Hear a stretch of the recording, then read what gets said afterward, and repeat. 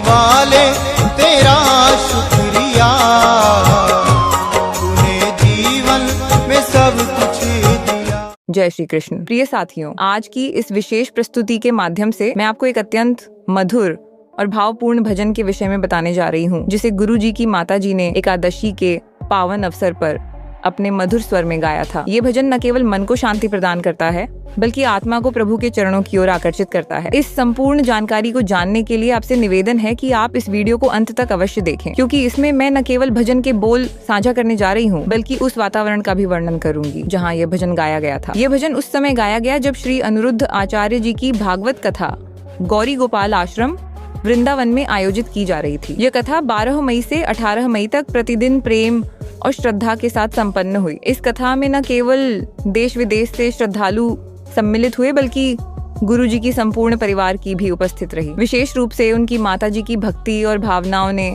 सभी श्रोताओं को भाव विभोर कर दिया। एकादशी के शुभ दिन जब वातावरण में सात्विकता और आध्यात्मिक ऊर्जा का संचार था, तब गुरु जी की माता जी ने अपनी दिव्य वाणी में एक भजन प्रस्तुत किया, जिसने सभी के हृदयों को प्रभु भक्ति से भर दिया। भजन के शब्द अत्यंत सरल लेकिन प्रभावशाली थे। राधे राधे बोल श्याम आएंगे, आएंगे प्रभु आएंगे। इस भजन में राधे नाम के उच्चारण से भक्ति की ऐसी धारा प्रवाहित हुई कि वहां उपस्थित सभी जन प्रभु के आगमन की अनुभूति करने लगे। ये भजन एक प्रतीक बन गया उस विश्वास का जो हर भक्त अपने हृदय में रखता है कि यदि वह प्रेम पूर्वक प्रभु का नाम लेगा तो प्रभु अवश्य आएंगे।